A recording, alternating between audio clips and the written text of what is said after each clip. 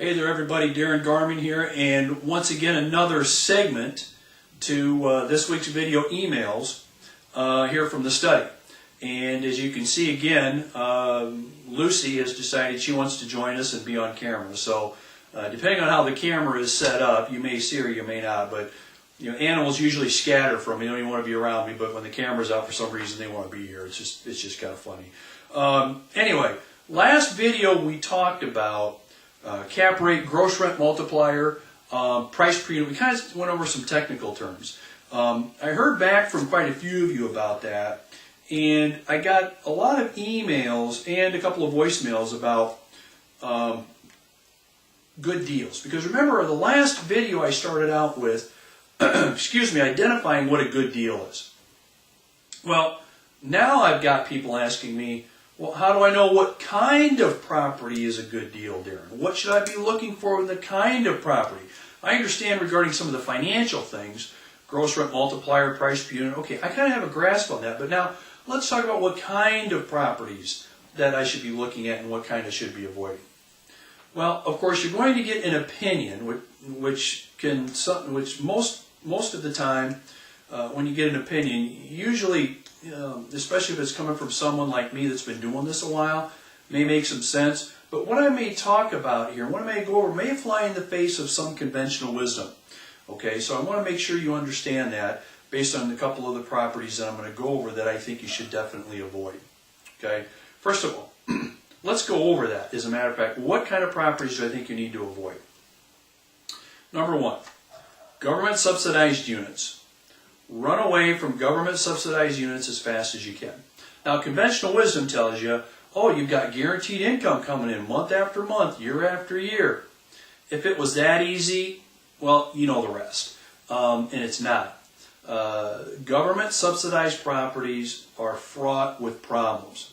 And by the way, it's with tenants, but the bigger problems you have is with the government itself. Okay, now look. This isn't some kind of anti-government protest or anything like that. I'm just telling you, whenever you get the governments involved in your apartment property, you lose control.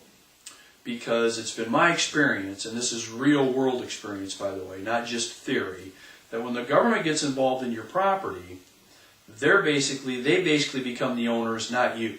So even though your name may be on the deed, your LLC, your corporation, whatever may be on the deed, when you get the government involved in the operations of your property, do you really think you own the property? You don't. The government calls all of the shots. They tell you what you can and what you can't do. Okay? They tell you how much rent you can charge and what you can't charge. They tell you what needs to be fixed and what doesn't need to be fixed. Even if your opinion is very, very different from theirs, you either do it their way or guess what? You don't get paid. Okay? You don't get paid. And so anytime you get involved with government subsidized housing, and this is anything where you receive subsidy in terms of rents, okay, or you have a government type subsidized loan on the property. So for example, a couple of examples would be the Farmers Home Administration would be one example. Okay? Another would be USDA. And look, nothing personal against any of those folks or any of those tenants or properties or anything. I'm just telling you from experience, not a good way to go. And lastly, the reason is resale. Okay?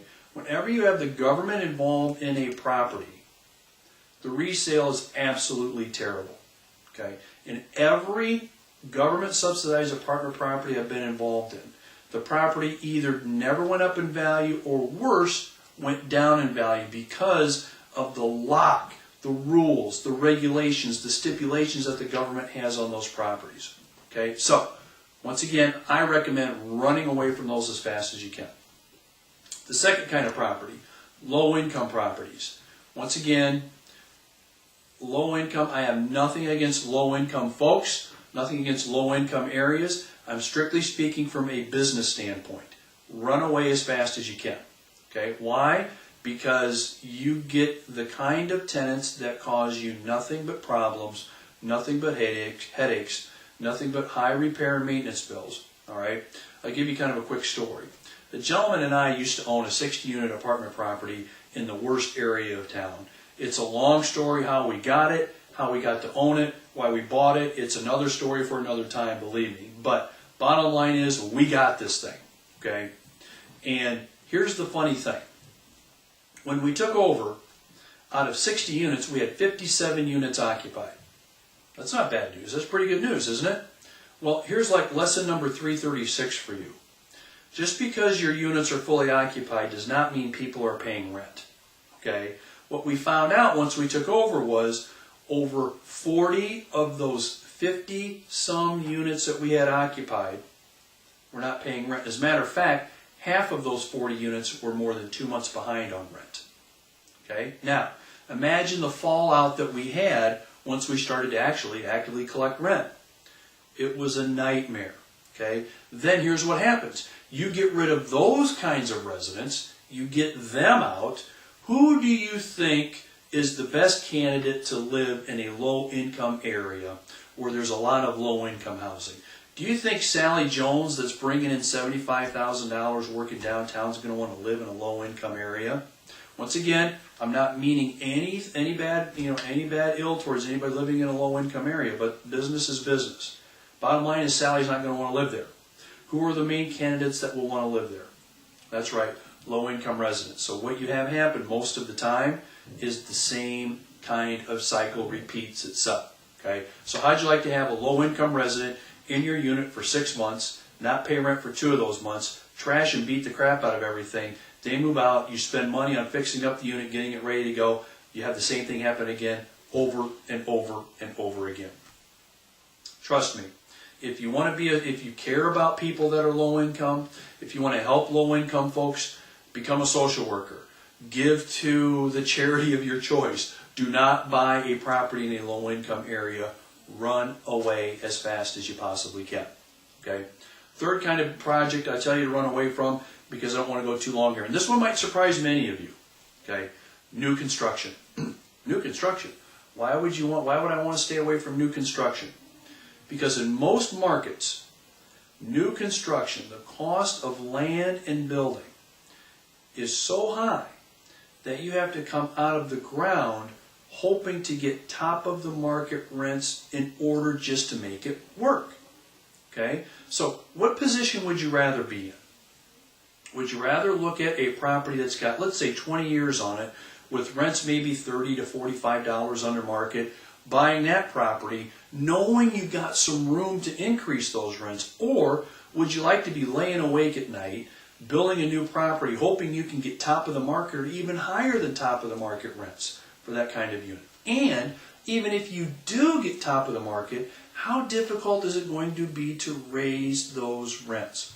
Okay, there are a couple of exceptions to this. Sometimes we're in markets that are really hot and you've got many more people wanting to rent than you've got supply, then yeah, you can come out of the ground and build new units and you can actually start raising rent pretty quickly. Okay. However, in today's world, that's rare. Not impossible, but it's rare.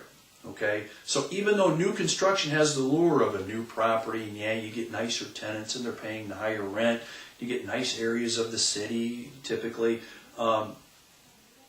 be careful, because you have to come out of the ground getting top of the market rents, hoping it's all going to work out, okay, and not having any kind of track record leading up to that. Okay, so I've given you really 3 kind of properties I recommend you avoid. Now, what do I recommend you get into? I think you pretty much figured it out. You want properties anywhere from 5, 10 to 30 years old in nice areas that are well maintained and well managed, okay, in nice areas and locations. Okay, that's key. Typically, nice areas include close to tenant amenities, shopping, movies, grocery store, recreation, etc. Okay, so my favorite bread and butter kind of property is a property that's 25 years old, 2 bedrooms, bath and a half, that's about $20 to $25 under market rent, that's well maintained, well managed, where I don't have to go in there and spend a bunch of money on it. The property's pretty much ready to go. Okay. Now, I'm being real general with you, obviously, but that's really where I think the money is made with those kinds of properties. Okay, you've got some flexibility with the rent. You're going to attract the kind of tenants that are going to appreciate, respect the property, will want to pay rent on time, have pride of ownership, those kinds of things. And you're getting into it knowing you've got some room in those rents where you can raise the rent and collect more cash flow, or hopefully, you know, in other words, hopefully this won't happen, but in the event there's an economic problem, you got some room to maybe lower those rents and work with that and within that scenario. Okay, so that's really my bread and butter kind of property, the kind of property that I look for owning and investing in, and that I recommend my partners invest in as well. So I've given you some pretty good tips here. What I think you should avoid and run away from, what I think you should get involved in. Yeah, I know it was general, it wasn't real specific, I didn't get down to the brass tacks. However, I've given you at least an idea on what you should be looking at and looking into, and hopefully it's helped you. Have a great day. Talk to you later. See you. Bye.